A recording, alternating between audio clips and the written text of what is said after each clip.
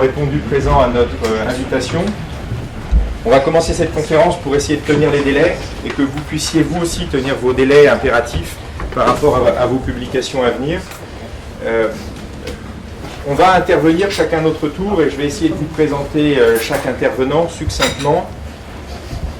Liberté sociale est là pour vous faire une proposition que vous n'avez jamais entendue. Vous connaissez toutes les problématiques du système social français et vous savez pertinemment que ce système est un système en pleine décrépitude.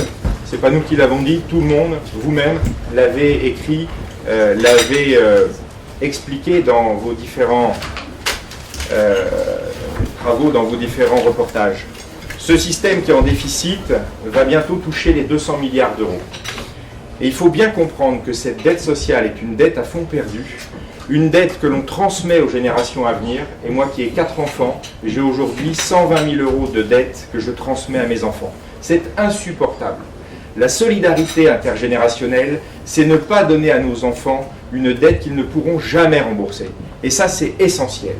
Sur cette dette, on le sait depuis très longtemps, la sécurité sociale, qui est le meilleur système au monde, le plus protecteur, c'est certain, mais qu'on ne peut plus payer, ce système va mal depuis bien avant les années 90. Mais dans les années 90, ce déficit a commencé à devenir régulier et constant. Alors, on a inventé un certain nombre de taxes qui devait normalement régler la dette, et si vous vous rappelez, la CSG devait s'interrompre cette année. Elle devait commencer à un très faible taux, et elle devait ensuite rester inférieure à 1%, ce qui paraissait acceptable à l'époque pour M. Rocard. Aujourd'hui, elle est à 8%, et avec toutes les autres taxes sociales, c'est le premier prélèvement direct. Cette cause perdue nous a amené à voir apparaître de nouvelles charges sociales qui ont conduit aujourd'hui à ce que les prélèvements sociaux représentent plus de 15,5%, avec malheureusement un problème financier qui n'est toujours pas résolu. Les charges ne cessent d'augmenter, un poids nouveau sur les entreprises, un poids nouveau sur les salariés, perte du pouvoir d'achat, perte de la capacité d'investissement des entreprises, perte de l'emploi. C'est une nécessité pour notre société aujourd'hui de penser à l'avenir, de penser à ce que vont être les années à venir pour les générations que l'on est en train d'engendrer.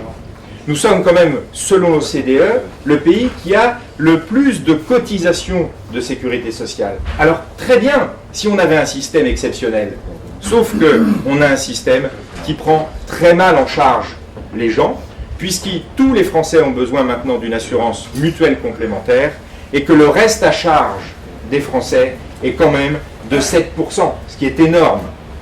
Alors, on s'est dit, puisqu'on a cette dette qu'on n'arrive plus à engendrer, et puis qu'on a quand même des gens qui sont pauvres, comment faire pour que ces gens indigents, en difficulté, on puisse continuer à leur apporter de la solidarité sans augmenter les charges qui étaient devenues insupportables pour les employeurs et pour les salariés. Alors on a inventé des minimums sociaux, la CMU, le RMI, puis qui est devenu le RSA, la CMU complémentaire, la CS maintenant, et au départ, ces minimums sociaux étaient financés par l'État, financés par les impôts. Mais les choses ont un peu changé, parce qu'on s'est dit on ne peut plus prélever trop d'impôts non plus, alors on a demandé à des assurances privées, des assurances complémentaires, de faire un reversement pour le fonds CMU, qui aujourd'hui vient alimenter ce financement solidaire.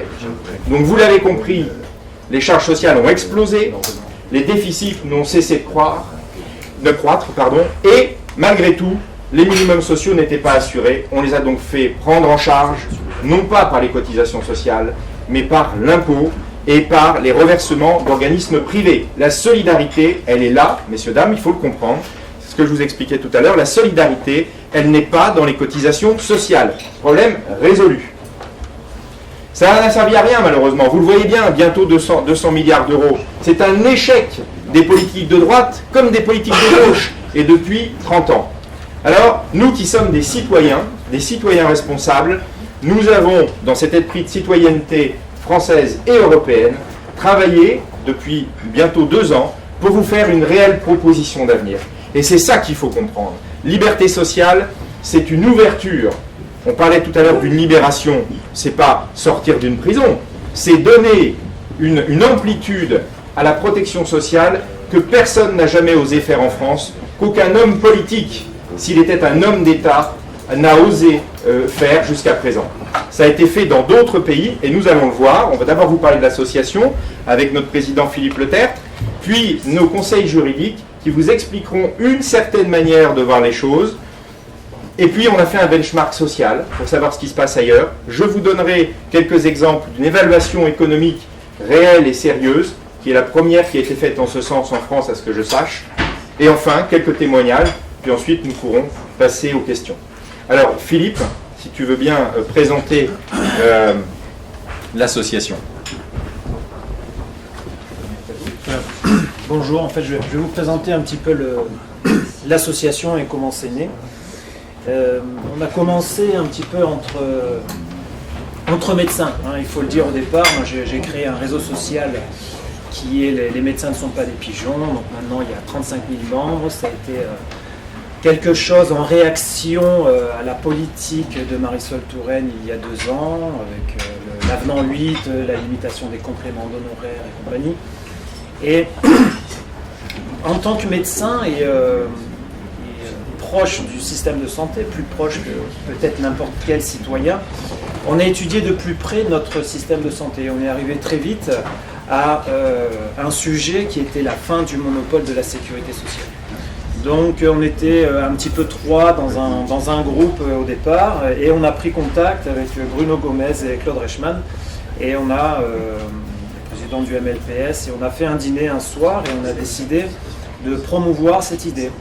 Donc au départ, on est beaucoup sur les réseaux sociaux, donc il ne s'agissait pas de mélanger tout ce qui avait été fait pour les médecins avec ce sujet, même si ça les concerne doublement, hein, doublement à titre personnel et professionnel. Alors on a ouvert une autre page fan maintenant, un huissier qui est là aujourd'hui. Donc ça, à chaque réunion, on a un huissier, donc un huissier Mandaté par le RSI. Mandaté par le RSI. Ce qui vous donne quand même une idée de la liberté d'expression qu'on a dans notre pays, alors que nous sommes là quand même pour faire des propositions réelles et des propositions d'avenir. Excuse-moi Philippe. Je t'en prie. Donc on a ouvert une autre page. Donc les termes sur Facebook, parce que ça se passe là-dessus, c'est qu'on a ouvert une page fan qui nous permet de mettre les articles du jour. Et donc on a 1, 2, 3, 4 personnes qui choisissent les articles, qui mettent ça tous les jours. Et ça fait maintenant 2 ans qu'on met des articles différents tous les jours. Il n'y a aucune redite, quasiment. Et puis on ouvre aussi des groupes de discussion. Donc sur cette page fan, on est maintenant à 25 000 fans. Et les groupes de discussion, c'est là où tout le monde vient discuter, où tout le monde échange, tout le monde se soutient, tout le monde compare où tu en es, qu'est-ce que tu fais, voilà. Et on a encore des milliers de membres sur cette page. Donc on en est là sur les groupes des réseaux sociaux. On diffuse aussi sur les Twitter, les LinkedIn, comme on peut, et avec le temps dont l'on dispose. On a organisé aussi, ça c'était encore un petit peu avant la constitution de l'association, qui a maintenant presque 5-6 mois, on a organisé une réunion toutes les semaines depuis 2 ans. C'est-à-dire qu'on organise des réunions dans toute la France. Il suffit qu'il y ait une 50aine de personnes, et maintenant ce n'est plus 50 personnes, parce que la dernière réunion à Lyon a réuni 320 personnes. Et donc on a vraiment des réunions physiques là où les gens nous accueillent, et on vient chez eux pour faire ces réunions.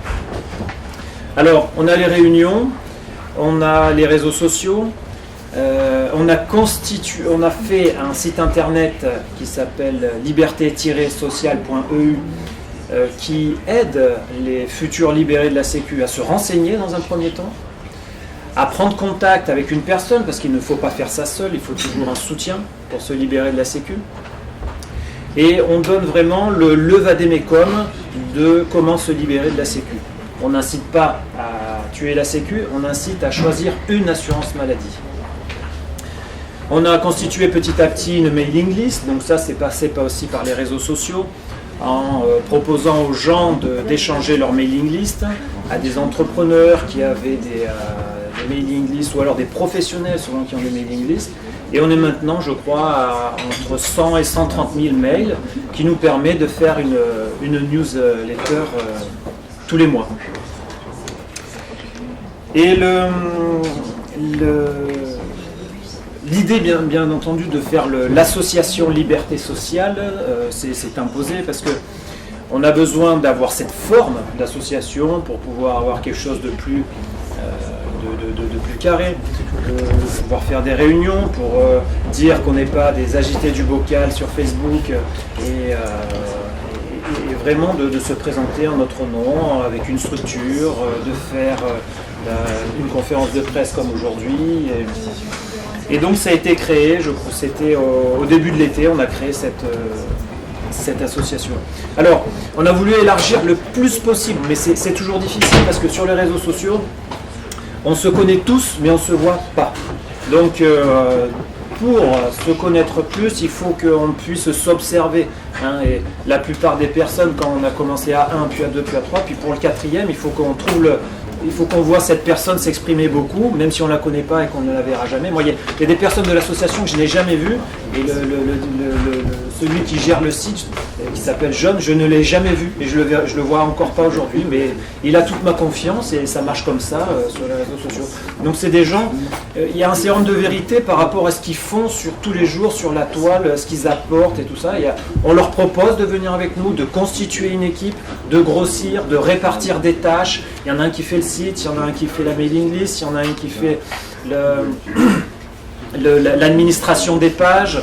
Donc petit à petit, ça se consolide, ça se renforce, il y a de plus en plus de monde. Donc bien sûr, il y a de plus en plus de choses à faire et de choses à organiser, mais les équipes se constituent. Et c'est pas vraiment un site, un foyer de personnes qui se connaissaient au départ, c'est vraiment une équipe qui s'est constituée petit à petit et qui discute tous les jours sur des messageries privées et qui organise toutes les actions ou tout ce qu'on peut faire tous les jours. Donc le plus important aussi, c'était comme on a commencé à quelques médecins, même à chirurgiens, donc de chirurgiens il a fallu intégrer des anesthésistes. Alors c'est toute une histoire d'intégrer des anesthésistes pour un chirurgien, alors c'est une boutade, mais il a fallu qu'on s'élargisse encore plus et aller vers des artisans, vers des taxis, vers des chefs d'entreprise, vers des salariés. Il y a la question des frontaliers, qui est une très grande question et bien gérée par Bruno Gomez et Valérie. Et ces frontaliers qui eux aussi bénéficient pour le moment d'un droit d'option et qui auront à terme une liberté d'assurance maladie comme chaque citoyen français pourra en bénéficier. Alors on a réussi à s'élargir de plus en plus, à prendre des chefs d'entreprise, à prendre des taxis comme Éric Lacaille, des salariés, voilà. Donc c'est vraiment l'idée de s'élargir le plus possible. On le fait comme on peut parce qu'il faut vraiment trouver les personnes qui vont pouvoir travailler avec nous dans notre équipe. Voilà, donc on a 30 membres. Le but avec Liberté Sociale, c'est de faire des groupes de réflexion, un secteur de communication et de faire des propositions. On n'est pas là, la volonté, ce n'est pas de détruire la sécu, hein, c'est vraiment le thème barbare. On est vraiment là pour réfléchir à un futur système de santé, ou à un futur système avec des assurances santé. On a aujourd'hui une assurance santé qui est une assurance santé avec des entreprises privées de droit privé et on veut une ouverture à la concurrence avec des assurances santé. C'est vraiment le but. Donc en fait, on voit bien ce qu'a fait Marisol Touraine récemment, c'est que elle a évité, elle veut stopper cette confusion qu'on fait entre l'État et la Sécu. Elle s'est tout de suite repositionnée en législateur. Hein. Elle n'est plus vraiment dans la confusion de l'État à la Sécu, et elle a repris une position de législateur dans sa dernière déclaration sur ITD, je crois. L'association est la prolongation de toutes ces initiatives. C'est une organisation de proposition pour sauvegarder un système responsable, équitable et solidaire. La solidarité, c'est vraiment la grande question, et notre but aujourd'hui, c'est vraiment de parler de cette solidarité, d'en donner une définition, Il y a différentes études économiques, il y a des études d'avocats, toutes ces présentations seront là pour en parler. Et enfin, Liberté sociale est un mouvement apolitique. Vraiment, on y tient. C'est important. Et ce qui nous permet vraiment à tous de garder les yeux ouverts sur tout, d'avoir les oreilles pour tout le monde et d'avoir un maximum de propositions. Voilà, je vous remercie.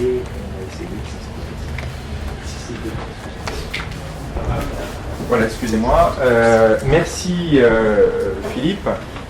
Alors maintenant, on va pas aborder le sujet juridique français. Pour nous, le sujet juridique est entendu, c'est-à-dire qu'il y a eu à un moment donné, et vous l'avez lu, ça a déjà été écrit partout, il y a eu des recommandations de l'Europe, des transpositions en droit français, et aujourd'hui, nous prétendons que ça nous donne la légitimité de faire nos propositions. Nous sommes respectueux du droit européen, et j'ai demandé à un grand cabinet, le cabinet White & Case, représenté ici par Jérôme Dickinson et Ian Forrester. Pour information, Ian Forrester, c'est quelqu'un d'extrêmement connu. L'affaire Microsoft, c'est lui. La libéralisation, la libre circulation des footballeurs à l'époque, l'affaire Borsman, c'est lui.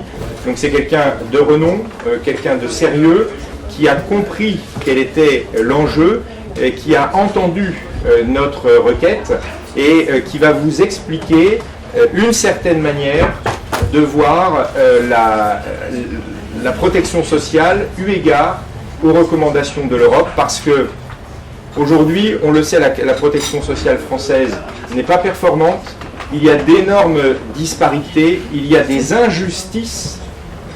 Attention, nous ne sommes pas contre des cotisations liées par exemple aux revenus, mais nous sommes pour une équité dans la protection sociale, ce qui n'est pas le cas. Alors, Yann, s'il vous plaît. Vous voulez vous asseoir ou... Non, ça va. Ça va là. Alors, voilà. Eh bien, après, on a entendu que les médecins ne sont pas des pigeons. Après avoir entendu les rossignols français, vous devez entendre le corbeau de l'Écosse. Je suis désolé pour mon accent, mais je suis né avec. Je viens de l'Écosse, mais je pratique ma profession à Bruxelles et à Luxembourg, traitant les questions de droit communautaire. Or, lorsque on a rencontré Dr Couturier, on a compris qu'il y a des indices que le marché commun, à votre égard, ne marche pas. Donc, on a réfléchi avec lui sur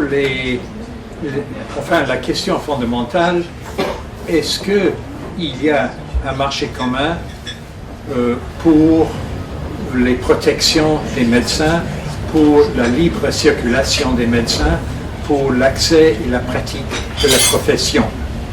Et si on regarde le médecin à Fribourg et le médecin à Strasbourg, on constate facilement que bien que leurs connaissances professionnelles soient très similaires, bien qu'ils connaissent l'un l'autre, lorsque il y a un problème, un accident, une maladie, inhabilité de prester ses services professionnellement, or ils sont dans des situations tout à fait différentes. Le Français, s'il a confié ou elle s'est confiée à l'État, va trouver éventuellement qu'il est en triste état. Tandis que celui à Fribourg paie sans doute beaucoup, mais il est bien protégé. Donc le marché commun ne marche pas, ne fonctionne pas dans ce domaine. Voilà donc notre première constatation. Il y a d'autres amateurs qui sont là, ils veulent s'installer ou non? Il y a des chaises? Non, c'est bon, c'est bon. Eh bien, c'est rare qu'un avocat ait une église aussi remplie que celle-ci. Donc, nous croyons qu'il y a manifestement un manque de compatibilité avec les normes du traité de Rome ainsi qu'interprété par la Cour de justice européenne. Donc, voilà le problème, et il y a deux optiques, deux solutions.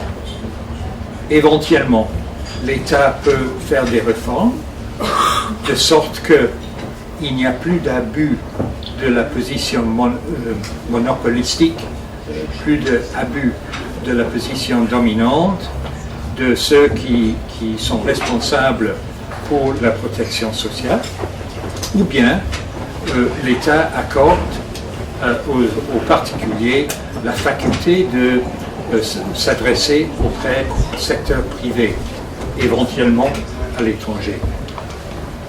Donc, il y a beaucoup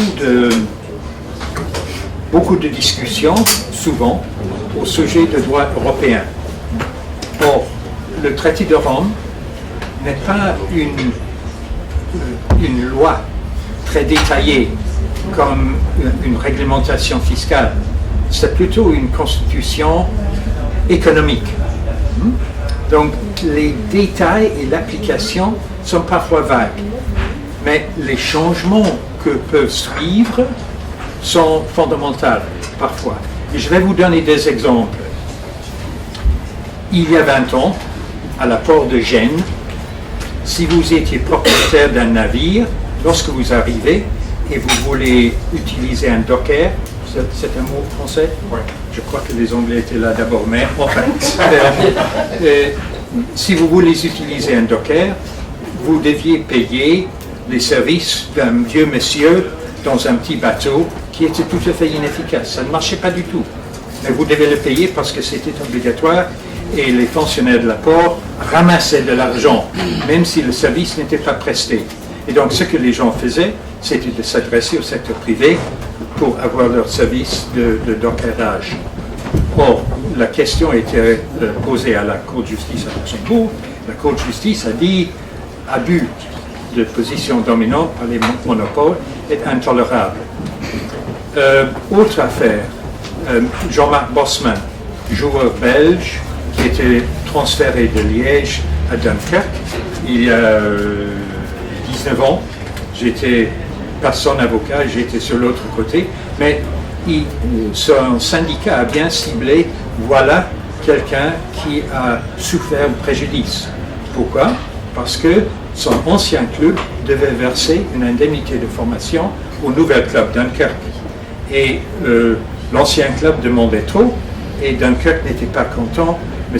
Bosman a perdu son emploi. Donc, à travers la Cour de justice à Luxembourg, on a bouleversé le système de transfert de footballeurs. Or, ça c'était un exemple de ce que peut faire le droit européen confronté par un problème d'abus de position de pouvoir. Or,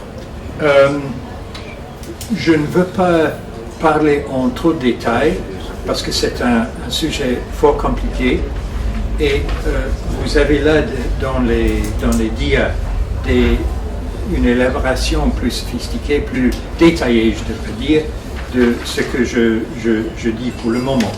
Mais c'est vrai, il y a eu à Luxembourg des affaires où les gens qui voulaient soustraire à l'obligation de solidarité, ils ont fait leur argument, je ne veux pas payer trop, l'État est tellement inefficace.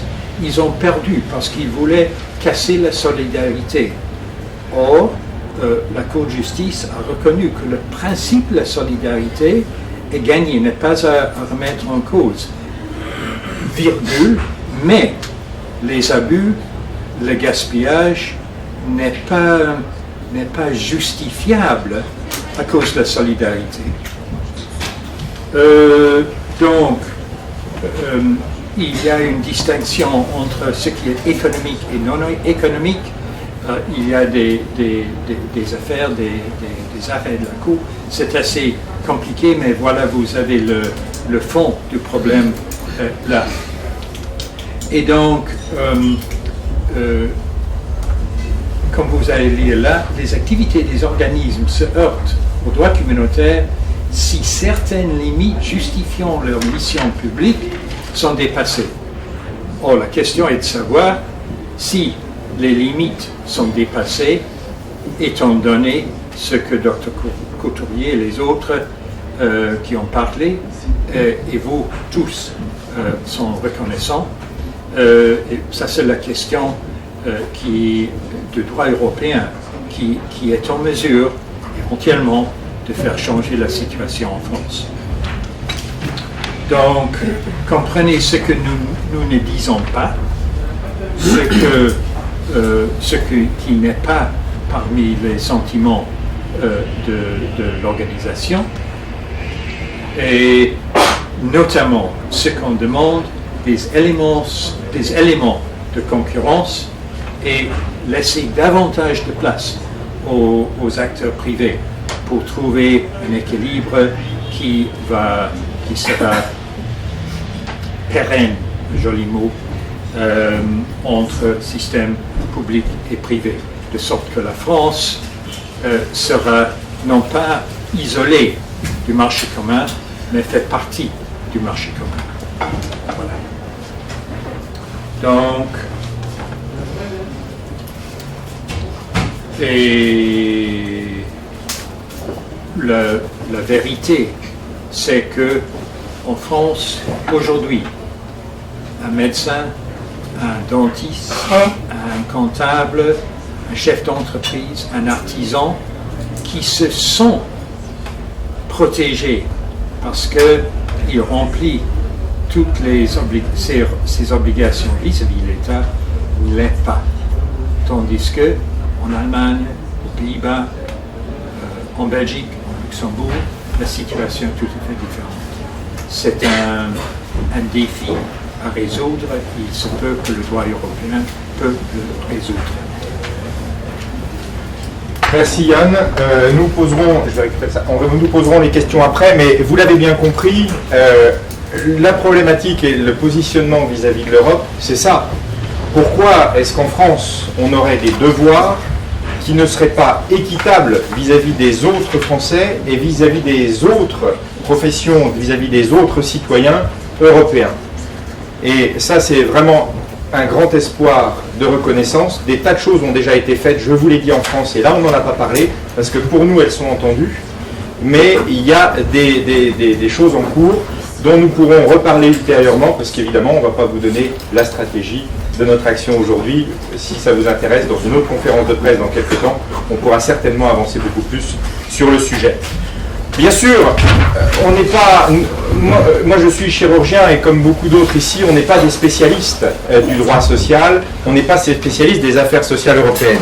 Alors, on est allé regarder ce qui se passait ailleurs, et on est allé regarder ce qui se passait ailleurs et qui marche ailleurs, avec des populations qui sont bien prises en charge et qui sont bien protégées, bien mieux protégées qu'une grande partie de la population française. Donc Séverine va vous présenter ce benchmark en prenant certains pays plus ou moins proches de nous. Alors moi je vais vous présenter 3 exemples de systèmes d'assurance maladie qui sont devenus performants grâce à la libéralisation de celle-ci. Alors en premier lieu, le modèle de l'Allemagne. Celui-ci est fondé sur un principe bismarckien, c'est-à-dire assurantiel, qui est lié à l'activité professionnelle et qui offre des revenus de remplacement. L'assurance maladie universelle est obligatoire. Elle est couverte par 2 entités. En premier lieu, le régime légal, donc qui s'adresse à l'ensemble de la population et qui est assuré grâce à 134 caisses publiques qui sont mises en concurrence. Il est financé par une cotisation de 15,5%, à hauteur de 8,2% pour le salarié et 7,3% pour l'employeur. Cette concurrence ouverte des caisses a permis de rationaliser leurs coûts. En deuxième lieu, le régime privé. Ce sont donc des assureurs privés qui offrent une assurance santé au premier euro. Excuse-moi, j'ai été dérangé, tu es sur la... Je suis toujours sur l'Allemagne. Oui, c'est ça, excusez-moi. Donc le régime privé, il est proposé aux indépendants ainsi qu'aux salariés et fonctionnaires qui ont un salaire mensuel brut supérieur à 4 350 €. Grâce à 2 réformes successives, l'assurance maladie allemande est devenue excédentaire depuis 2004. Elle a même généré 57,5 milliards d'euros en 2011. Ses dépenses administratives sont inférieures à 4%. Le deuxième modèle, c'est le modèle néerlandais, les Pays-Bas. Les Pays-Bas ont totalement réformé leur système de santé depuis 2006. Avant cette date, l'État qui cherchait à maîtriser les dépenses de santé réduisait les budgets publics alloués aux prestataires de soins afin de retarder leur délivrance auprès de la majorité de la population. Ce qui a conduit à l'existence de listes d'attente pour bénéficier des soins hospitaliers. Ces retards de prise en charge ont engendré des coûts importants pour la société en termes de handicap à long terme, de perte de revenus et de productivité, et également de bien-être de la population. Sans parler des conséquences directes au niveau de la santé des Néerlandais, notamment lors de la prise en charge d'un cancer. Ces délais d'attente de prise en charge ont été le catalyseur à l'origine de la mise en œuvre de la réforme. Donc, depuis 2006, il y a eu une disparition de la cohabitation d'un régime public et d'un régime privé au profit d'assurances privées exclusives en concurrence. 4 assureurs détiennent 90% des parts de marché. Il est obligatoire de souscrire une assurance maladie universelle de base auprès d'un assureur privé. Le panier de soins de base est réglementé par l'État. La prime est indépendante de l'âge, de l'état de santé et des revenus de l'individu. Les assureurs ne peuvent pas refuser de couvrir quiconque. Les assurés ont le libre choix de leur assureur et peuvent en changer chaque année. Ils ont également la liberté d'ajuster leur franchise. Les délais de prise en charge ont significativement été réduits, les dépenses de santé ont diminué, la qualité des soins a augmenté et le reste à charge a diminué. Voici une illustration par ce petit graphique qui montre un comparatif entre la France et les Pays-Bas, où on voit qu'en France, la part du régime de base ne fait que diminuer au profit des complémentaires qui augmentent et du reste à charge, alors qu'aux Pays-Bas, on a observé le phénomène inverse depuis la réforme. Donc, le régime de base représente quasiment 86% maintenant de la prise en charge, il n'y a plus que 5% pour la complémentaire et 5% de reste à charge. De reste à charge. Alors, en troisième exemple, le modèle néo-zélandais. Donc, au début des années 90, en Nouvelle-Zélande, la santé gratuite la santé gratuite pour tous est perçue comme un droit, exactement comme en France aujourd'hui. C'est un système qui va dans le monde. Le Premier ministre, Roger Douglas, propose alors de le remettre à plat. Il ne va plus parler des droits, mais des devoirs. Son obsession étant que les gens, quelle que soit leur place dans la société, prennent les décisions qui les concernent et puissent les assumer. La Nouvelle-Zélande a opéré une refonte totale du système d'assurance maladie. Suppression de la sécurité sociale au profit de 5 assureurs privés en concurrence. Là également, il y a une réglementation par l'État. Donc, le panier de soins obligatoire est fixé par le Parlement. Les assureurs ne peuvent pas refuser d'assurer un individu ou de renouveler un contrat d'un assuré. Il y a également interdiction de créer un fichier national. Le contrat est résiliable annuellement. Il existe des bonus pour encourager à prendre soin de sa santé et à faire de la prévention. La prime d'assurance et les dépenses de santé courantes génèrent une réduction d'impôts. Les plus démunis reçoivent des vouchers par le gouvernement. Ils gardent leur liberté de choix d'assurance. Et cela marche. L'idée de passer d'un système de droit à un système de devoir a réussi, avec à la clé une diminution d'un tiers du coût de la sphère sociale pour un service meilleur. On a donc baisse des coûts, amélioration de l'efficacité, et au niveau de la santé publique, on a constaté une diminution du tabagisme et de l'alcoolisme. Alors pour mémoire, je vais vous rappeler les chiffres français. Donc les dépenses sociales représentent 33% du PIB en 2013. Le déficit de la branche maladie s'élève en 2013 à 7,7 milliards d'euros. Il est prévu pour 2014 à 7,3 milliards d'euros. Les dépenses de santé représentent 189 milliards d'euros en 2013. Et on a un déficit annoncé de la sécurité sociale pour 2014 de 15,3 milliards d'euros. Ces chiffres-là sont dans le dossier de presse. Je vais vous parler maintenant de la retraite, donc, qui est également problématique. Donc, le passage d'un système de retraite par répartition en un système par capitalisation. Pourquoi est-il nécessaire de réformer la retraite par répartition? Non seulement nous sommes confrontés à une faillite annoncée de ce système dans les pays occidentaux en raison du vieillissement de la population, de par la baisse de la natalité, l'augmentation de l'espérance de vie. Mais de plus, c'est un régime où il n'existe pas de corrélation entre la responsabilité personnelle et les droits individuels, c'est-à-dire entre l'effort et la récompense. La retraite par capitalisation, donc je vous présente l'exemple du Chili. Elle a été initiée en 1981 par José Piñera, qui était alors ministre du Travail et des Mines au Chili, qui est un économiste diplômé d'Harvard.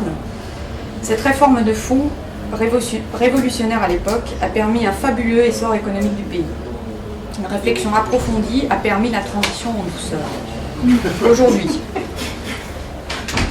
le retraité moyen bénéficie d'une réversion correspondant à 78% de son revenu médian des 10 dernières années de vie active. 95% des salariés actuels ont choisi la capitalisation contre l'avis des syndicats et de la majorité des hommes politiques. Les pensions actuelles de retraite, d'invalidité ou de reversement sont de 300% supérieures à celles de l'ancien système. En 32 ans, le rendement annuel réel du système par capitalisation se chiffre à 9%. Les capitaux gérés par les fonds de pension s'élèvent à 200 milliards de dollars, soit 82% du PIB en 2012. La majorité des capitaux est investie dans le pays. Pour mémoire, en 1980, la dette de l'ancien système de retraite était estimée à 80% du PIB. Alors le principe, l'employeur verse 10% du salaire sur un compte épargne retraite. Le salarié est libre de cotiser jusqu'à 10% supplémentaire s'il envisage une retraite anticipée. Le compte épargne retraite appartient au salarié.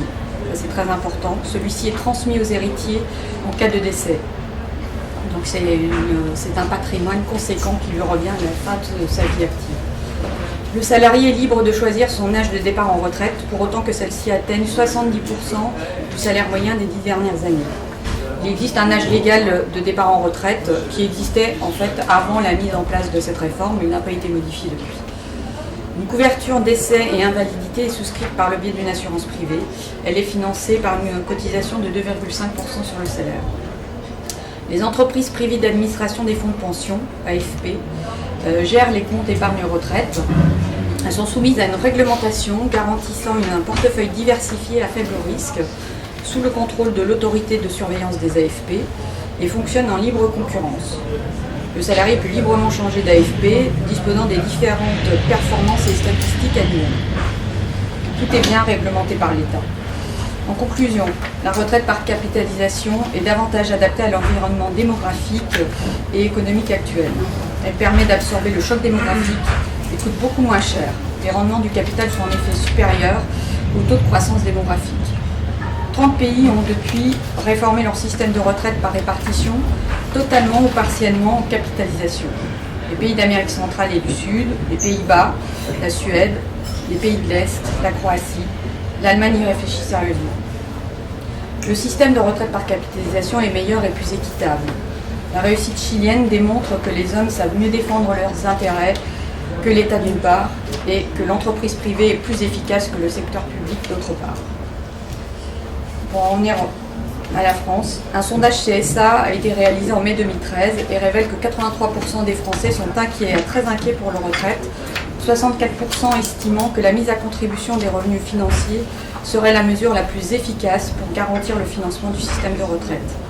69% des Français jugent que les mesures proposées par l'exécutif pour réformer les retraites, donc c'était l'année dernière, vont plutôt dans la mauvaise direction. Rappelons que les dépenses de retraite représentent actuellement 13,8% du PIB, soit 271 milliards d'euros en 2012.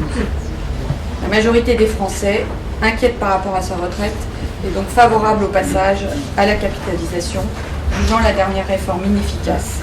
Ils sont donc prêts à la transition 33 ans après celle du Chili. Et un petit exemple français. Un rapport du Conseil d'orientation des retraites, le COR, révèle que seule une pension sur 4 des 2,33 millions de fonctionnaires retraités est financée par les cotisations des agents en activité. Les 3 quarts, donc ça représente 37 milliards d'euros chaque année, est supportée par l'État, donc par les contribuables, au prix d'une aggravation des déficits. Très bien, merci. Alors, Sur ce que tu viens de dire, je pense que vous avez bien entendu, aujourd'hui, la France ne peut plus payer la retraite de ses fonctionnaires. Il y a 10 ans, la France empruntait sur les marchés internationaux, les marchés financiers, 1 mois pour payer la retraite de ses fonctionnaires. Aujourd'hui, elle emprunte 4 mois. Alors, c'est vrai qu'on peut sourire sur l'exemple chilien, l'histoire du Chili est une autre histoire. Mais 30 pays, dont certains très proches de nous, ont fait ce choix. Ça prouve donc que ça peut fonctionner. Donc je vous l'ai dit tout à l'heure, nous sommes ici pour faire une offre de proposition. Je ne dis pas que c'est la solution, c'est notre solution.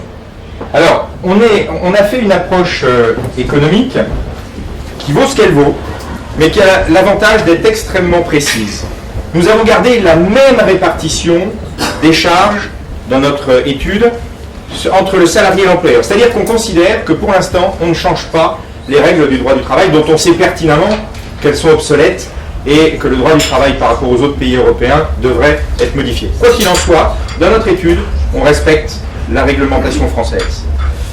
On a mis les mêmes sommes pour le financement de la retraite. On a dit après tout, aujourd'hui, un salarié, il cotise tant pour la retraite, on va supposer qu'il cotisera autant pour sa retraite par capitalisation. Donc, on ne change rien au choix et au niveau de cotisation pour la retraite dans notre étude. Et enfin, pour les allocations familiales, et Dieu sait si l'actualité nous montre que ce régime universel qui concernait tous les Français pour une politique sociale, familiale qui marchait bien, vient d'être mise à mal. Vous avez compris que l'équité dans le domaine des allocations familiales vient d'être supprimée. C'est quand même ça que viennent de signer nos dirigeants.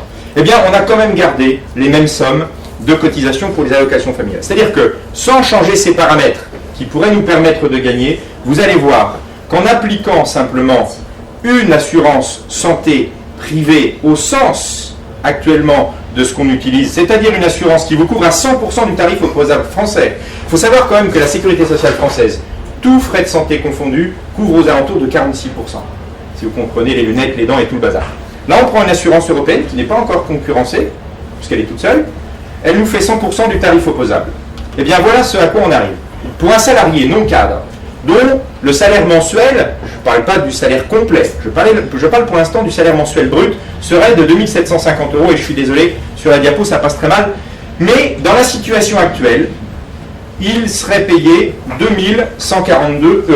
Si on applique notre proposition, ce salarié voit son salaire passer à 2 450 €, c'est-à-dire un gain mensuel de 317 €.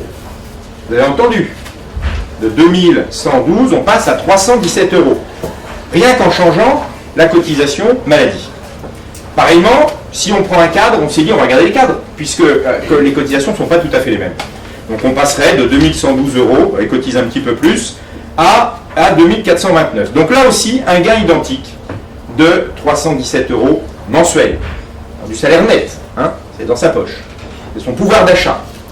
On a fait aussi un salarié non cadre. On n'a pas pris les indépendants, on n'a pas pris les professionnels, les chefs d'entreprise, les premiers salaires, on a pris les salariés.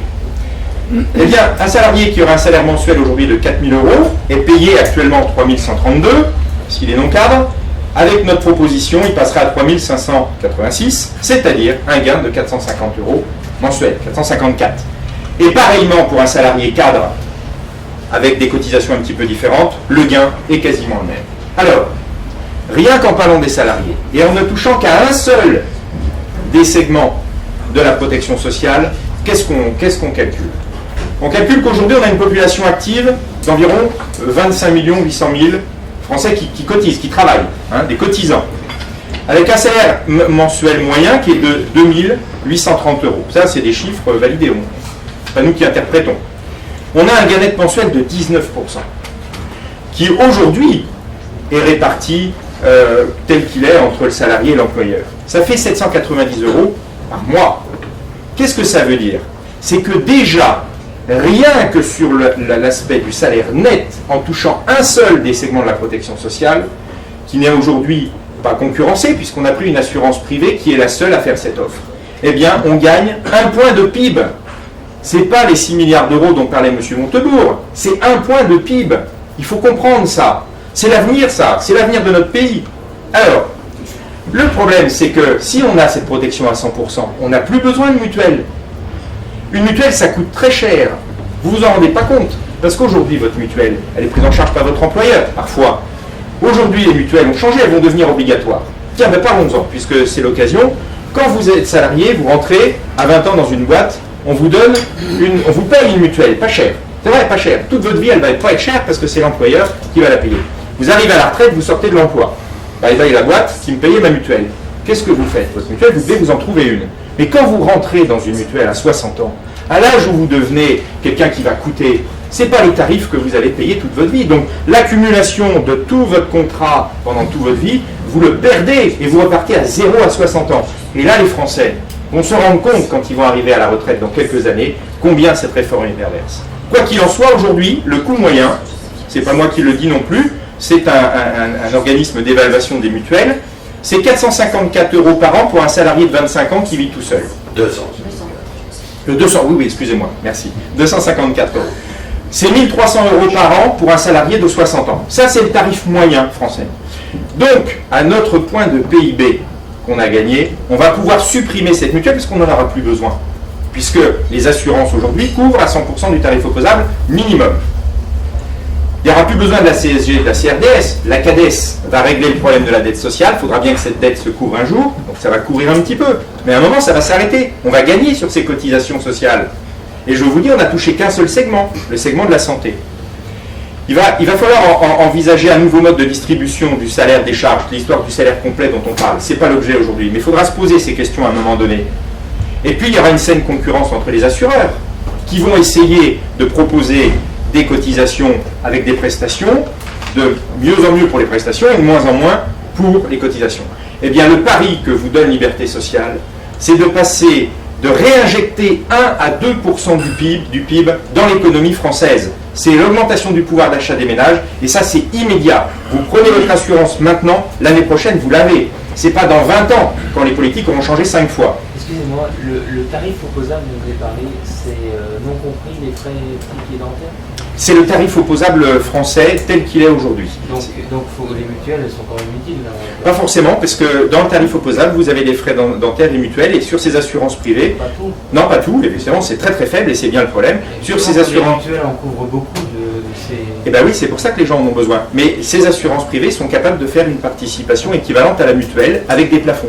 Alors, il y a des plafonds, évidemment, ça sera à négocier. Mais elles le font. C'est-à-dire qu'elles ne se basent pas sur le tarif. C'est ça qu'il faut comprendre. Il faut sortir dans l'idée de la sécurité sociale française, qui couvre très mal, malgré tout, puisqu'on a besoin des mutuelles pour 85% des Français maintenant. Et donc, en augmentant le pouvoir d'achat des ménages, on va augmenter la trésorerie aussi des entreprises, qui font, elles aussi, une économie. Et ce qui permet aux entreprises d'investir et de créer de l'emploi. Voilà. Ça, c'est une proposition extrêmement concrète et précise. Et elle existe. Il suffit juste d'avoir le courage politique de la mettre en application. Puisque ça a été fait dans d'autres pays et on a montré que ça fonctionnait. Et puis alors, je ne parle même pas des autres avantages collatéraux qu'on pourra avoir, c'est-à-dire qu'aujourd'hui, l'État met de l'argent dans les entreprises avec le CICE, tout ça, c'est des choses qui n'auront plus lieu d'être, puisqu'on aura d'une autre manière, au lieu de prendre pour redonner, on aura d'une autre manière laissé la capacité d'investissement aux entreprises. Bien sûr, il faut que tout ça soit politiquement encadré, c'est évident. Alors, on va, pour terminer cette conférence de presse, avoir, et avant de passer aux questions, avoir 2 témoignages qui nous paraissent importants. D'abord celui de Bruno Gomez, qui est un très ancien libéré, puisque ça fait 20 ans qu'il a... 10 ans, oh là là, mon Dieu. 10 ans qu'il a... Farage 20 ans. 10 ans qu'il a quitté les organismes sociaux, qu'il a fait un autre choix de protection sociale, et il va nous donner son expérience. Oui, bonjour. Donc, je m'appelle Bruno Gomez, je suis médecin. Je suis né en France, d'émigré espagnol, et j'ai grandi dans ce pays où on avait vraiment le sentiment que la sécurité sociale, c'était un plus, c'était une chance. Mais j'y ai cru longtemps. Puis un beau jour, je suis devenu anesthésiste, et j'ai commencé à me rendre compte que on ne nous payait même pas de quoi payer l'infirmier qui surveillait nos patients, et qu'après, on venait nous dire qu'on était des nantis, et là, j'ai commencé à me poser des questions. Et je me souviens encore de ce jour où j'ai vu Martine Aubry. Je vous dis que c'est Martine Aubry parce que c'était elle, mais ça aurait pu être n'importe quel autre politicien français parce qu'ils nous disent les mêmes salades depuis des années, gauche et droite confondues. Martine Aubry marchant dans la rue et nous disant « La retraite par répartition, c'est bien, c'est solidaire ». Alors là, il y avait juste deux possibilités. Soit elle était con, soit elle était malhonnête. Il n'y en effet pas franchement besoin d'être agrégé de mathématiques pour se rendre compte qu'une retraite par répartition, vu l'évolution démographique, c'est forcément le trou. C'est-à-dire que vous, les jeunes là, de 30-35 ans, qui cotisez pour les anciens, vous avez cotisé à perdre toute votre vie. Alors à l'époque, je ne comprenais pas pourquoi ils tenaient tant à tous à défendre la retraite par répartition, jusqu'au jour où j'ai compris qu'une retraite par répartition, c'était une grande caisse où on mettait l'argent, sans qu'il y ait de nom particulier, et on pouvait taper dedans comme vous voulez. Alors que si vous avez une retraite par capitalisation, vous savez très bien combien vous avez, et si on vous prend 1 euro, vous le voyez. Ce jour-là, par contre, j'ai compris le principe de la solidarité. En France, quand on a envie d'embourber les Français, il suffit de leur parler de solidarité, et là, toute réflexion s'arrête. Il y a en effet tous ceux qui y croient encore, et tous ceux qui commencent à ne plus y croire. Mais ceux-là, s'ils osent le dire, qu'ils n'y croient plus, ils sont immédiatement catalogués extrême droite. Au bout d'un moment... de solidarité aujourd'hui. Hein? La preuve, c'est que vous parlez de solidarité. Oui, oui, c'est juste une catastrophe. Dès qu'on a envie de passer, de faire passer quelque chose, on parle de solidarité. J'ai donc compris qu'il fallait remettre un peu les choses en question. La vraie solidarité, je veux dire, elle me plaît celle-là. Moi, je suis fils de pauvre, hein, et je suis pauvre au départ. Je sais très bien ce que c'est, d'avoir besoin des autres. Très bien. En 2005, j'ai donc choisi de quitter la sécurité sociale et la caisse de retraite, ayant bien compris que confier mes économies pour la retraite à une caisse par répartition, c'était aussi judicieux que d'envoyer mes enfants en colonie de vacances chez Dutron. Donc, j'ai tout envoyé péter de manière très ordonnée, très calculée. J'avais entre-temps rencontré Claude Reichmann qui m'avait bien expliqué le 92-49 CE, la transposition au code de la sécurité sociale et de la mutualité, et donc j'y suis allé. Au début, ça a été tranquille parce qu'ils n'avaient pas l'habitude. Ensuite, ils ont commencé à se bouger. Et je leur ai tout fait. Il faut dire qu'ils m'ont tout fait. Hein. Les huissiers, les machins. Moi, j'ai répondu à chaque fois. Le TAS, l'appel, les récusations de suspicion légitime, j'ai tout fait. En 2007, j'étais administrateur du syndicat des anesthésistes. On est arrivé à la conclusion qu'il allait faire quelque chose. On a fait une conférence de presse, peut-être que vous en souvenez, pour expliquer aux Français qu'ils pouvaient s'assurer où ils voulaient.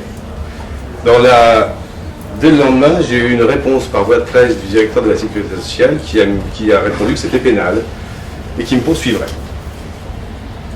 Je vous rassure, 8 ans après, je l'attends toujours. Je l'attends toujours pour une raison simple, c'est qu'il ne peut pas me poursuivre. Jusqu'en 2006, si on incitait à quitter un régime de sécurité sociale du présent livre, de la sécurité sociale française, on était condamnable. Depuis 2006, on est condamnable que si on incite à quitter un régime de sécurité sociale. Nous sommes les premiers à dire qu'il faut être assuré. Je ne suis pas attaquable. Par contre, moi je l'ai attaqué. Forcément. Dépositaire de l'autorité publique qui s'emploie à empêcher l'application de la loi, j'ai porté plainte au pénal contre lui. J'en ai profité pour le faire aussi contre le directeur de l'URSSAF pour tentative d'extorsion de fonds et harcèlement moral, ainsi d'ailleurs que le directeur de la CAF. Ça n'a jamais été jugé, bien sûr. Mais, je n'ai jamais payé. Parce que figurez-vous que ces gens-là sont tout à fait capables de vous mettre à la rue, avec femmes et enfants. Mais quand on les attaque, eux, alors là, il n'y a plus personne. Voilà. Pendant toutes ces années, tout le monde me disait, soit il me disait, c'est pas bien parce que la sécurité sociale c'est solidaire, ok, j'essayais d'expliquer un peu, puis au bout d'un moment je me lassais. Soit il me disait, c'est bien ce que tu fais, quand tu auras gagné, préviens-nous. Alors ça, c'est pire que tout. Et je suis arrivé à la conclusion qu'on s'en sortirait jamais. Comme entre-temps j'avais croisé sur mon chemin une jolie Suissesse, eh bien je suis parti vivre en Suisse, en 2000. Et bien figurez-vous que ça a continué. Ça a continué parce que je vivais en Suisse, je travaillais en Suisse et en France, et au terme des directives, des règlements européens CE 883 2004, dans ce cas-là, je dépends exclusivement du système social suisse. Eh ben non, ils ont continué à vouloir me taxer en France. Il a fallu 3 ans pour que, enfin, et la caisse de retraite et l'URSSAF arrêtent de m'embêter. Et je me souviens de ce jour où mon avocat m'a dit, vous savez ce que m'a dit l'avocat de l'URSSAF? Il m'a dit, on sait très bien qu'il a raison, mais on s'en fout, on veut qu'il cotise. Au bout d'un moment, il y en a marre. Vous savez, moi, quand j'habitais en France et que je travaillais en Angleterre et en Suisse, jamais les Anglais et les Suisses ne m'ont demandé de cotiser chez eux. Jamais. Il y en a assez de ces détournements d'argent. En novembre 2013, j'ai reçu un coup de téléphone de Philippe. Il m'a dit, voilà, Philippe Lotard, les médecins ne sont pas des pigeons. Est-ce qu'on pourrait se voir et vous m'expliquer comment vous avez fait pour quitter la Sécu en 2005? On s'est rencontrés, on a rencontré Claude, Et là, ils ont commencé un truc génial, un truc merveilleux. Ils ont une pêche d'enfer. Ils ont organisé des tonnes de réunions. Ils ont informé. Aujourd'hui, le mouvement prend de l'ampleur et c'est bien parce qu'il faut bien comprendre que aujourd'hui, moi, quand j'ai fait ça, c'est pas parce que j'étais riche et que je voulais économiser les cotisations, je m'en sortais pas. Je n'arrivais plus à rembourser mes emprunts. J'avais quitté une clinique pour une autre, j'avais plus de chiffres, je m'en sortais plus. J'allais dans le mur. Ça m'a permis de sortir de ce pas, de passer ce cap-là. Aujourd'hui, ça va bien, mais il y a plein de gens qui sont comme ça en France aujourd'hui, qui ne peuvent plus. Je ne sais plus combien il y a de suicidés par jour parce qu'ils ne peuvent plus payer leur charge sociale. 2 par jour. 2 par jour. Ça doit être ça la solidarité. 2 par jour qui se suicident parce qu'ils n'arrivent plus à payer leur charge sociale. Vive la solidarité à la française. Aujourd'hui, il y a plein de gens comme ça. Et c'est ceux-là aussi qu'on veut défendre. Voilà. Quelqu'un me demandait qui vous finance. Ben, c'est nous. C'est nos économies. Par contre, le monsieur qui est derrière, qui n'y est pour rien, mais le monsieur là, lui, il est payé par le RSI. C'est-à-dire, je vous informe qu'il est payé par vos cotisations quand même. Hein. Alors que le reste ici, c'est nous, ce sont nos économies qui le payent. Voilà. Voilà, j'espère qu'ils vont continuer. Au début, je les ai aidés. Aujourd'hui, je les soutiens parce qu'ils n'ont plus besoin de mon aide. Ils connaissent le sujet bien mieux que moi. Ils sont redoutables d'efficacité, d'intelligence, d'humanité parce qu'ils aident vraiment les gens. C'est ça le message qu'on veut faire passer. Nous, on veut juste rendre la liberté aux Français. En même temps qu'on rendra leur liberté aux Français, leur liberté de choix et d'assurance, on restaurera une santé économique dans ce pays. La véritable chance de la France, il paraît qu'elle est dans les banlieues, moi je serais tenté de vous dire qu'elle est ici. Parce que si on arrive à rendre la liberté de choix aux Français, on n'ira pas dans le mur, alors que là on y va tout droit.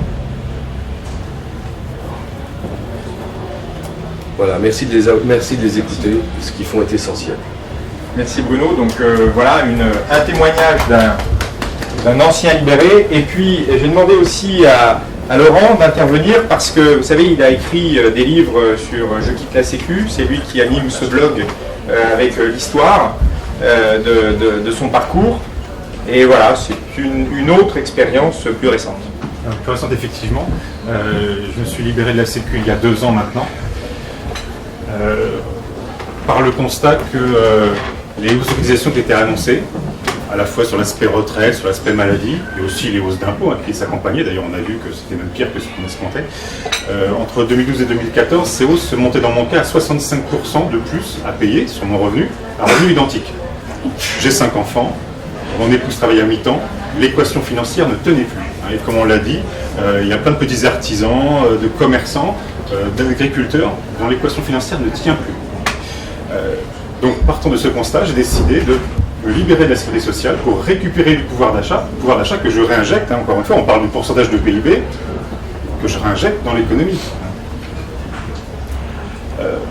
Et j'ai essayé, aujourd'hui maintenant qu'on cherche quelque chose, on cherche à s'assurer, on cherche à acheter quelque chose, on va regarder l'avis des lecteurs sur Internet, ça devient un réflexe. Je n'ai pas trouvé d'avis des lecteurs à l'époque, il y a 2 ans. Donc je me suis dit, je vais le faire, je vais témoigner de ce qui m'arrive. Donc je tiens un blog qui s'appelle Je quitte la Sécu, dans lequel je raconte au jour le jour qu'est-ce qui se passe, en bien, en mal. Il y a des jours bons, il y a des jours roses, il y a des jours pluvieux. Et j'ai vu l'engouement qui s'est pris suite à ce blog, j'ai décidé d'écrire un livre qui est sorti au mois d'août, aux éditions Erol et Atlantico, qui va décrire à la fois le parcours, qui est un grand parcours du combattant, parce que j'en suis à 12 mises en demeure, 14 passages d'huissier, 15e aujourd'hui. Il y en a peut-être un d'ailleurs qui est passé ce matin à la maison, je ne sais pas, je ne suis pas. Voilà. Donc il faut se battre pour défendre ses intérêts, pour défendre son droit, parce que c'est un droit aujourd'hui, c'est un droit européen, c'est un droit retranscrit dans la loi française, donc on est dans notre droit en faisant cette démarche. Voilà. Je ne vais pas être plus longtemps parce que je sais qu'on c'est la place aux questions. Une autre expérience plus récente, agrémentée d'une aide à ceux qui veulent avoir de l'information là-dessus. Alors, pour conclure et avant de passer aux questions, il faut bien comprendre que ce qu'on veut, c'est le droit de choisir. Ce droit qui est offert à tous les citoyens européens dans le domaine social, sauf les Français. Là, il y a quand même un problème. Donc on ne veut pas mettre à bas le système social français. Il est bon ce système, il aide les gens depuis tout le temps, c'est la solidarité, et on y croit, mais pas n'importe comment. Pas une solidarité qui détruit l'avenir de nos enfants. Pas une solidarité qui appauvrit les entreprises et qui fait encore 60 000 fermetures d'entreprises l'année dernière. Donc on peut pouvoir choisir son assurance sociale en Europe comme tout citoyen européen pour obliger le système à performer. On l'a bien fait sur les télécoms, on l'a bien fait sur l'énergie, et vous avez vu les résultats, vous les voyez aujourd'hui, l'offre est meilleure, le coût est moindre, et il y a des tas de gens qui sont même dans des seuils de pauvreté qui peuvent accéder à des moyens de télécommunication performants, qui peuvent accéder à une énergie de bonne qualité grâce aux aides de la collectivité. Alors pourquoi pas dans le social, bon sang, pourquoi pas dans le social? Le traité de Lisbonne, quelque chose d'important, puisqu'il introduit de nouvelles dispositions sur la politique sociale, et ce sera probablement un des atouts essentiels à notre démarche à venir. Nous voulons contraindre l'assurance maladie et la sécurité sociale en général à se réformer, tout ça pour garantir l'avenir de nos enfants. Nous allons maintenant, si vous voulez bien, passer à vos questions, mais avant ça, Philippe, notre président, va intervenir pour poser une petite question à notre huissier. Parce qu'on n'avait pas prévu ça, il serait là, mais vous ne serez pas embêté. Hein. Non, mais poser une question précise. Non, mais je voulais juste faire je vous ai déjà posé la question tout à l'heure. Là aujourd'hui on a une caisse on ne sait pas, hein, peut-être de sécurité sociale, mais bon, on n'a pas beaucoup de détails sur qui vous mandate, monsieur. Hein, mais bon, on aura peut-être tous les détails, mais je vous mets au défi de nous donner les statuts de cette caisse, le numéro d'immatriculation au Conseil supérieur de la mutualité et les pièces administratives prouvant son existence. Hein, c'est vraiment... Parce qu'on parle beaucoup de droit européen, mais il y a aussi le droit français où toutes ces caisses ne se sont pas mises en conformité aux lois de 2002, hein, ne se sont pas inscrites au Conseil supérieur de la mutualité. Juillet 2001. Eric Lacaille, taxi, expert. mais un vrai expert, très fort, très fort. Moi j'ai juste appris à lire à l'école. Exactement, mais... Je dis toujours, j'ai pas moins d'eux. On m'a parlé de cette possibilité en février. Je tombais des nues, parce que j'étais un peu pris à la gorge par ce qui allait m'arriver avec les charges sociales, etc. Et du coup, je me suis intéressé. Et donc tu animes beaucoup les groupes, les réseaux, c'est très précieux. C'est très précieux sur les directives européennes. Donc si on a ces trois éléments, voilà, on les aura pas. Pour pratiquer, mais vous faites votre travail dessus. C'est une entreprise privée qui a un numéro de SIRET avec une mission de service public remis par l'État pour pratiquer ses activités de sécurité sociale branche entière. Si elle veut les pratiquer sous couvert du Code de la sécurité sociale, par rapport au livre 1er de la sécurité sociale, chapitre 3, article 40, toutes les caisses de sécurité sociale qui veulent pratiquer la branche entière et les caisses d'allocation familiale doivent se constituer et fonctionner selon les prescriptions du Code de la mutualité. C'est pas la peine d'aller plus loin dans le Code de la Sécu, on ferme. On va voir au Code de la mutualité, qu'est-ce qui est écrit? Les transpositions des troisièmes directives pour l'achèvement du marché européen au niveau assurantiel. Il est écrit que chaque entreprise qui veut pratiquer la branche entière doit faire une demande d'agrément à l'autorité de contrôle prudentiel. Et le Conseil supérieur de la mutualité doit donner un avis favorable ou non et délivrer un numéro d'agrément. Or aujourd'hui, comme toutes les mutuelles, etc., elles ne disposent que d'un numéro de SIRET enregistré au registre du commerce. Donc c'est quoi? Des assurances, des unions de prévoyance, des mutuelles, il faut bien qu'elles aient un statut. Donc si elle ne s'est pas conformée au code de la mutualité, à savoir ce numéro d'agrément et ce contrôle prudentiel qui doit être inscrit quelque part, il est dit dans cette loi, c'est une loi française, qu'elle doit tout simplement être dissoute. Et tu entends bien par mutuelle, pas une mutuelle complémentaire, Non, mais une entreprise. Mutuelle, toutes les mutuelles aujourd'hui C'est ça qui ont le droit de pratiquer la branche entière seulement. Elles ne le font pas pour pas choquer l'organisme de sécurité sociale, mais c'est dans la loi. J'ai pas que moins de deux, j'ai réussi à le comprendre. Tu vas nous aider à répondre aux questions, Eric. Maintenant. Alors, justement, pour montrer notre bonne foi, vous avez dans votre dossier de presse le courrier qu'on a adressé à Emmanuel Macron, puisque l'État a dit, vous voulez supprimer le monopole de certaines professions réglementées, eh bien chiche, nous on peut vous aider à réformer le monopole de la sécurité sociale. Voilà, donc je remercie tous les intervenants d'avoir tenu les délais qu'on s'était fixés, et maintenant si vous avez des questions. Je voudrais savoir comment vous imaginez la transition entre le système pour lequel vous plaidez et le système actuel, parce qu'on ne part pas de zéro. Les caisses de sécu, il y a, je n'ai pas le chiffre en tête, mais au moins des dizaines de milliers de salariés dedans. Qu'est-ce qu'on fait du jour au lendemain? On peut faire Je pense qu'il y a une transition qui est programmée. Lorsque la mutualité, je parle en tant que médecin là, parce qu'on l'a vu un petit peu de l'intérieur, lorsque la mutualité a demandé un report de la publication des comptes, sachant qu'ils ont 25% de frais de gestion, n'importe quelle entreprise a 10-12% de frais de gestion, mais lorsqu'on ne publie pas ses comptes encore pendant 1 an, 2 ans, c'est pour renforcer ses fonds propres. Lorsqu'on décide de ne plus rembourser les compléments d'honoraires d'un médecin ou d'un chirurgien, c'est pour renforcer ses fonds propres.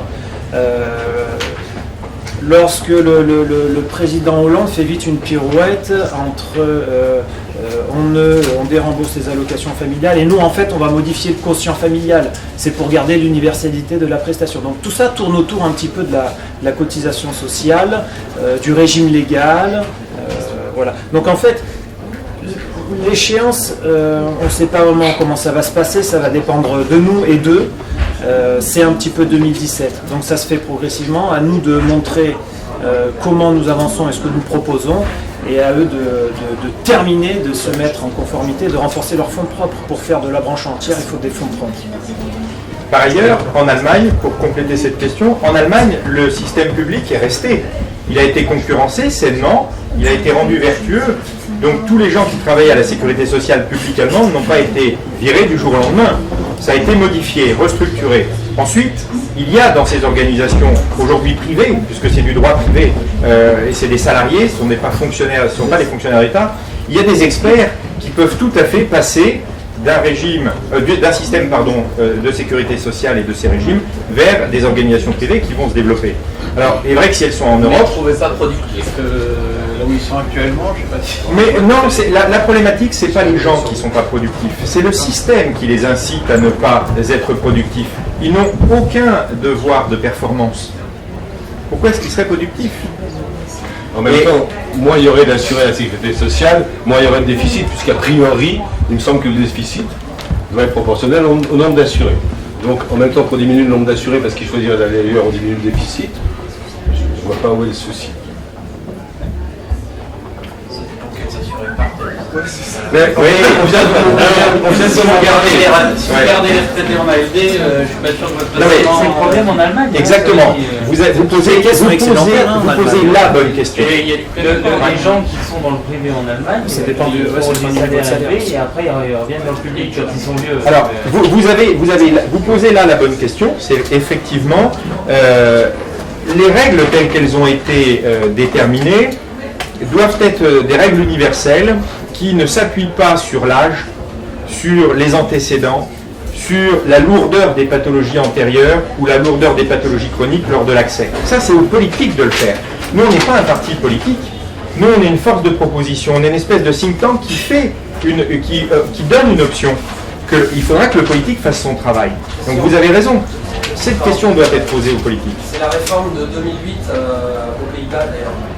Il y avait des caisses qui étaient excédentaires, d'autres qui étaient déficitaires du fait des mouvements de population d'assurés. Et l'État a donc mis en place une loi qui permettait à celle qui était excédentaire de reverser à celle qui était déficitaire. C'est toute la problématique de la péréquation. Ils ont inventé la compensation. Oui, tout à fait. Que vous n'aimez pas trop. Non, c'est la péréquation, c'est pas pareil. Vous avez raison, la compensation peut être problématique, la péréquation ne l'est pas. Et la péréquation, c'est une arme politique. C'est un outil politique qui permet la solidarité. On n'est pas contre ça.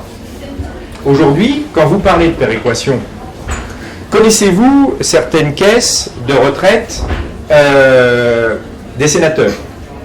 Elles ne font pas de péréquation et elles sont en grande partie gérées par capitalisation. Pourquoi est-ce qu'on interdit ça aux Français? Puisque les élus le font. Et c'est bien pour eux. Alors pourquoi les salariés, ils n'auraient pas droit? Vous voyez cette injustice sociale? C'est pas nous qui l'a créée. Nous avons des propositions concrètes pour que justement il y ait une véritable solidarité. Et ce que vous dites, qui est effectivement un réel problème, doit être réglé par le politique et par les processus de péréquation. Je voulais demander à M. Forrester si, au bout du compte, il pense que c'est légal aujourd'hui de sortir de la sécurité sociale. Parce que j'ai pas bien compris finalement si vous considérez que c'était légal aujourd'hui en France de sortir de la sécurité sociale.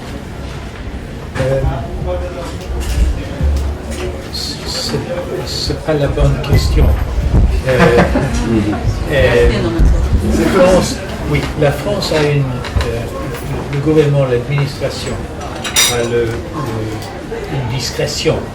Donc, en principe, tout gouvernement a le droit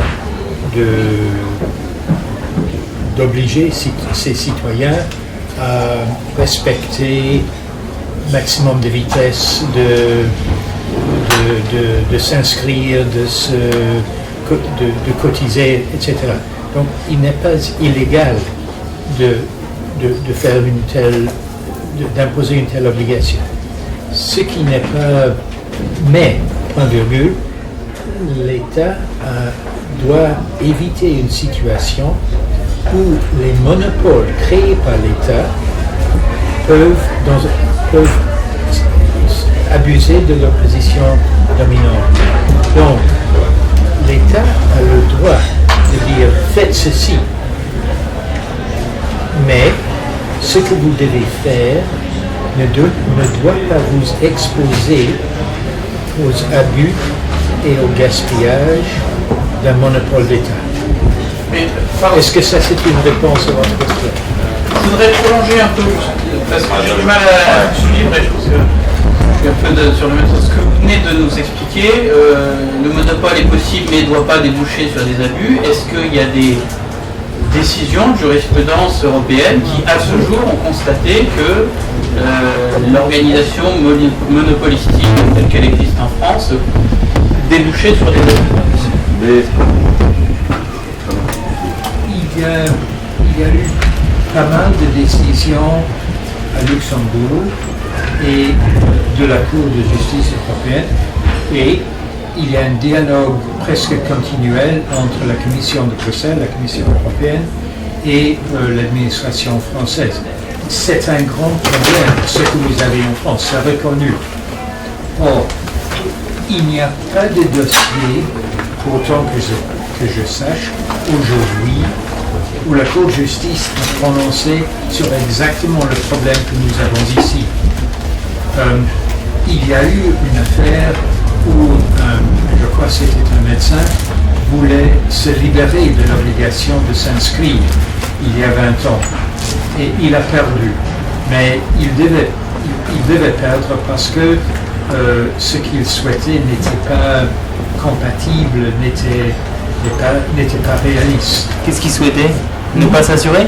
Oui, en effet. Et disons, mais sans le moindre concession à la solidarité. Oui. Donc, c'est pas le principe. Le principe que chacun doit s'assurer n'est pas en soi un mauvais principe. Et si on se heurte contre ça, on va perdre. Mais si on est obligé, comme le navire à Gênes, de s'adresser deux fois, une fois au docker d'État inutile, inefficace et cher, et aussi au secteur privé pour avoir quelque chose qui donne vraiment satisfaction. Or, ça c'est inacceptable. Mais, excusez-moi, mais comment vous expliquez alors que M. Gomez ait été obligé de quitter le pays? Ah non. J'ai pas été obligé du pays, je l'ai quitté pour des choix personnels. Oui. Pas professionnels. Je continue à travailler en France. Non, je ne vais pas être obligé de quitter le pays. Non, mais non, n'empêche que vous avez été poursuivi sans cesse pendant des années. Ça a continué une fois que vous étiez établi en Suisse, encore 3 ans. C'était loin d'être réglé tant que vous étiez sur le territoire français. Oui, je crois qu'ils ont beaucoup d'intérêt à ce que le système perdure. Je vous demande où passe tout cet argent. Où passe-t-il? C'est pas tellement ça. Si, c'est ça. Vous avez continué de chercher vers l'argent, toujours. Le fond de la question était de savoir, sur un cas, donc imaginez si tous les Français adhèrent au système, sur un cas, ça a duré des années de procédure. Alors, c'était il y a longtemps. Pour que ça ne se règle pas encore. Aujourd'hui, les choses ont évolué. Moi, j'étais au tout début. Le cas dont on parle, M. Forester, était avant l'application des directives européennes. Il faut que les choses évoluent, et heureusement. Et là, il devient de plus. Et ce que elle dit Eric tout à l'heure, concernant l'enregistrement des mutuelles, il faut savoir que la sécurité sociale est établie par une ordonnance de 45 qui dit de manière indiscutable que ce sont des mutuelles. Tous les organismes de sécurité sociale sont des mutuelles. Or, aujourd'hui, si ces mutuelles ne sont pas inscrites au Conseil supérieur de la mutualité, elles n'existent pas. Donc, déjà, c'est réglé. On a besoin d'aller chercher le droit européen. Et si elles font partie des mutuelles, elles sont soumises à concurrence et il y a une obligation contractuelle. C'est-à-dire que moi, je veux un contrat et un résultat d'adhésion. En Suisse, c'est un régime légal. En France, on prétend que c'est un régime légal parce qu'il est établi par la loi. Ce n'est pas la définition du régime légal. La définition européenne du régime légal, c'est que ce régime touche tout le monde. Universel. Voilà. Exemple type de la Suisse. C'est-à-dire que vous avez la LAMAL, la loi sur l'assurance maladie, qui dit vous devez être assuré, et voici les bases que l'on veut comme assurance. Et là-dessus, il y a 60 sociétés différentes qui proposent des contrats d'assurance qui respectent les bases et qui ensuite vous donnent plus ou moins de prestations. Des chambres particulières, peu importe. Et là, vous choisissez celle que vous voulez. Et tous les ans, vous pouvez changer. C'est un régime légal. C'est le même pour tout le monde. On ne vous demande pas combien vous gagnez. On vous demande comment vous voulez être couvert. C'est un régime légal. Ce qui est en France n'est pas un régime légal. C'est un régime professionnel. En fait, sous le couvert du monopole, on capte les Français, on rend prisonniers les Français de plein de caisses différentes qui sont toutes des sociétés privées, des structures privées qui ne sont même pas en conformité avec la loi. C'est-à-dire qu'aujourd'hui, il est fort dommage que je n'ai plus besoin de me battre parce que sinon, je demanderai à chaque fois que je passe au tribunal que me soit fournie la pièce d'identité de mon opposant. Et s'il n'est pas inscrit au Conseil supérieur de la mutualité, il n'existe pas. Il ne peut pas rester en justice. Au revoir, merci. Ça vous agissez sur une vice de forme en fait, une vice de procédure. Ça ne pas être immatriculé. C'est la loi, c'est pas un vice de forme. Il faut lire la loi française de la loi de juillet 2001. La personne qui c'est la loi. C'est la loi française. La personne on cherche, c'est de demander à des juges de lire la loi. Et ça a été fait en 2004 déjà. En 2004, il y a l'ordonnance du tribunal de grande instance de Nîmes. Alors là, c'est un agriculteur, il a fait encore plus fort. Parce que lui, il s'était libéré de la sécurité sociale française en 1990. Il avait décidé de quitter la MSA. Et c'est très important d'écouter ça. Et en 90, l'agriculteur a quitté la MSA. En 92, il y a eu les premières directives européennes. La 92-49 et 92-96 sur l'assurance vie et l'assurance non-vie. Eh bien, qu'a dit le tribunal à l'URSSAF qui attaquait cet agriculteur? Eh bien, il a dit tout simplement, Monsieur Untel a fait très fort parce qu'il a anticipé de 2 ans les assurances, sur les directives sur les assurances européennes, le libre choix. Et donc, monsieur, comme il fallait que vous soyez couvert, vous allez payer seulement ce que vous devez à l'URSSAF jusqu'en 1992. À partir de cette date, le juge a dit, vous êtes libre de choisir votre assurance maladie où vous voulez. C'est caché au peuple. En 2004 déjà. Tribunal de grande instance. Elle est niée. On a affaire à du négationnisme de liberté.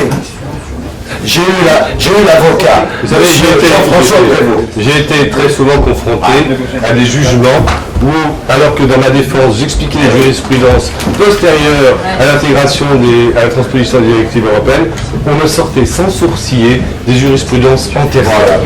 Au bout d'un moment, ça lasse. Ça lasse. En même temps, dans un TAS, ils sont jugés partis. Donc, il ne faut pas attendre du TAS que le TAS nous donne raison, parce que le jour où le TAS nous donne raison, il met la clé sur la porte. Il faut comprendre. Voilà. Le tribunal des affaires de sécurité sociale.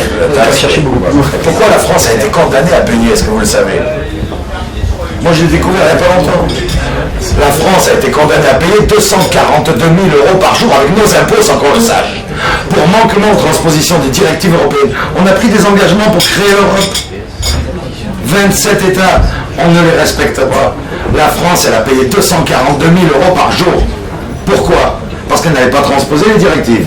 Les organismes leur fait condamner avec des avocats. Et après, elle a été condamnée encore pour manquement sur manquement. La France ne faisait toujours rien. Et en 2001, M. Jospin a reçu l'avis motivé. Il travaillait avec M. Chirac dans la cohabitation. Eh bien, M. Jospin a dit, Jaco, là on a l'avis motivé de la Cour européenne pour l'achèvement des directives européennes sur les assurances. On va être obligé de tout avouer. On fait quoi? Eh bien, on transpose par ordonnance pour éviter un débat à l'Assemblée nationale. Donc on nous a caché notre liberté qui a été signée. On n'a rien demandé, nous. Même on ne voulait pas de l'Europe. Eh bien, ils nous l'ont imposé. La France et l'Irlande avaient dit non à Lisbonne, je crois, avec M. Sarkozy. Eh bien, on nous a imposé. Donc, au nom des Français, pour notre bien, ils ont créé l'Europe. Et maintenant, ils nous refusent de prendre les libertés qu'on a lues, qu'on a trouvées. On ne dit pas si c'est bien ou pas bien. On dit simplement qu'on peut le faire. Et voilà. Par rapport à la question que vous avez posée à M. Forester, donc il vous a répondu, ce qu'on mène, Liberté Sociale mène une action originale avec par rapport à tout ce qui a été mené jusque-là.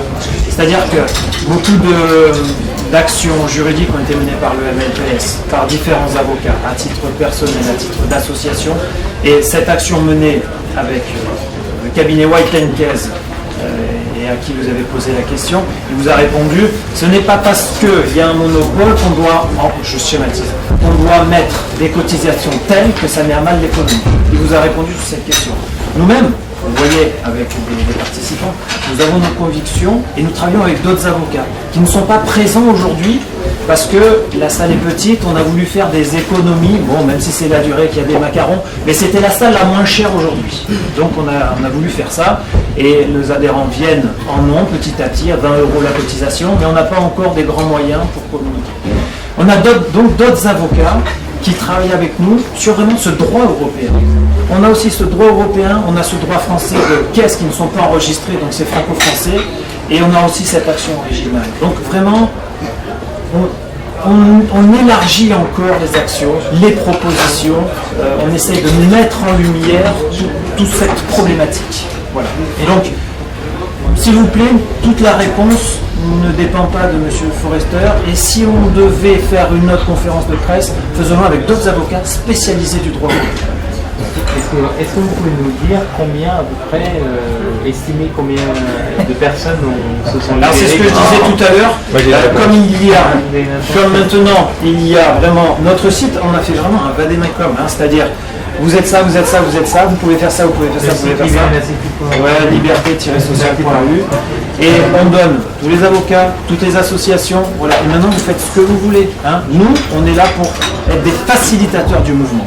Non mais c'est pas compté, c'est pas conscient. Pour le chiffre, on a mis en place un observatoire qui ne peut pas vous donner ces réponses aujourd'hui, malheureusement, parce que difficile, les gens, certains s'inscrivent chez nous, d'autres sont inscrits au MLPS, d'autres sont inscrits nulle part. L'association de défense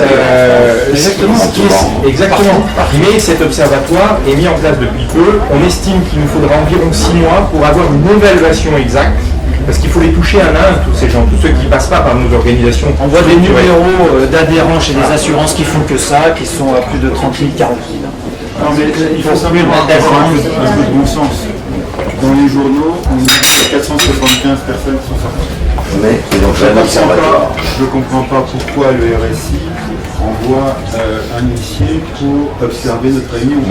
Donc ça veut dire qu'il y a sans doute beaucoup de monde. Aujourd'hui, on n'est pas capable de... Et les jours, ce chiffre-là que vous avancez, c'est quoi? C'est le RSI qui l'avance. C'est le RSI qui l'avance. Parce qu'en fait, si vous voulez, le RSI comptabilise ce qu'ils appellent les fraudeurs, qui sont des gens qui n'ont pas réglé et qui, pour un grand nombre, sont délibérés. de la Sécu. Effectivement, il faut demander au RSI. Non, il y a deux choses. Les fraudeurs, c'est une chose, mais ceux qui s'assurent ailleurs, c'est une autre chose. Oui, mais certains sont compétents pour le RSI. Pour le RSI, c'est le même. Donc moi, je ne me prononcerai pas sur le chiffre du RSI, parce qu'il leur appartient de donner leurs chiffres et les méthodes d'approbation, enfin de calcul. Nous, on ne sait pas. On est incapable de vous dire. Ce serait mentir de vous dire on est 2000, on est 5000, on est 50 000.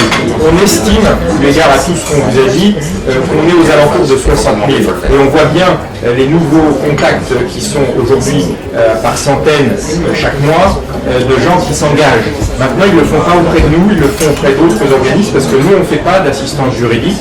On est là pour faire de l'information. On est un think tank qui fait une proposition de réforme. Et du coup, le chiffre, Laurent s'est libéré, il y a une partie qui n'ont jamais eu le lien avec vous. Non, exactement, jamais passé par là. Ils ont plus Laurent, combien de vues sur ta page? Je n'ai pas les compter, ils n'ont pas le numéro de sécu, ces gens. Combien de vues sur ton blog? Je suis à 319 000. 319 000, 200 000 visiteurs uniques sur le site internet. Il va y avoir pas mal de gens de la sécu. 300 000 vues la semaine dernière. 300 000 vues la semaine dernière sur les pages. Donc, vous savez effectivement que sur les sites internet, sur les pages Facebook, on a maintenant une estimation de cette population qui était avant facilement attrapable quand il n'y avait pas Facebook. Donc il faut comparer avec d'autres sites de grande affluence et on est très bien placé maintenant. Il serait bien, si je peux me permettre, de revenir un peu en 2002. Un an après la transposition des directives européennes, il y a eu beaucoup de libérations de masse qui n'ont pas fait de bruit. Les directeurs d'URSSAF le savent. Ça se savait dans l'éducation nationale, dans les administrations, ça parlait beaucoup de la liberté d'assurance maladie. Et en 2002, eh bien, entre le moment des transpositions par M. Jospin, qui sont devenues la loi française sur la libre assurance, le choix de son assurance branche entière maladie, qui séparait bien la retraite. Donc ça veut dire que c'est la fin du système de répartition. Mais ils n'ont pas eu le courage de mettre tout ça en place. Concrètement, eh bien, il y a eu en 2002 une masse de libération comme ça de certains indépendants français, jusqu'à l'affaire Buffalo Grill. Il faudrait remonter dans le temps et vous revenir sur les infos de l'époque, quand le Buffalo Grill, en tant qu'employeur, a voulu libérer lui-même ses salariés. Imaginez le sort de, comment ça s'appelle, la peur qui s'est produite au niveau de la sécurité sociale. Qu'est-ce qui se passe? Donc ils ont fait quoi? Les pressions fiscales, non, faites pas ça, ça va casser la sécu d'un coup et tout. Pourquoi? Parce qu'ils n'ont pas été capables de préparer un système de transition. Comment? Allez, à toi, allez, vas-y Eric. Voilà. En fait, Est-ce que vous avez d'autres questions? En gros, c'est ça. Voilà. Je voudrais savoir, est-ce que vous faites des propositions en fait, une conférence de presse? Oui. On fait des propositions à vous dans un premier temps. On essaye d'asseoir un petit peu notre existence sur l'année qui va suivre. On vient juste de se créer. On a beaucoup d'adhérents. Pas qu'on navigue à vue, mais on est un petit peu débordé par ce qu'on fait. Chacun a déjà un travail à côté. On est tous taxis, médecins, entrepreneurs. Donc on fait ce qu'on peut. Ce qu'on le fait, c'est en plus de notre travail. Donc c'est moi des fois entre deux consultations, entre deux blocs opératoires, je mange plus le midi, je mange un sandwich pour m'occuper des pages entre midi et 2. Le soir, une fois que j'ai couché mes enfants, je reprends le téléphone pour gérer des choses comme ça. Donc on fait vraiment ce qu'on peut. On n'est pas encore des professionnels et les propositions que l'on veut faire, on veut déjà les faire entendre donc via cette conférence de presse. Combien d'adhérents? Le nombre d'adhérents, on n'a pas, Eric, on en est à 1200 à peu près, voilà, en 6 mois. Depuis le 1er juillet. Voilà. Donc, ce qui nous permet de maintenant avoir des cotisations à 20 € avec certains donateurs un peu plus généreux et de pouvoir organiser un petit salon comme ça et faire au mieux. Et communiquer, principal.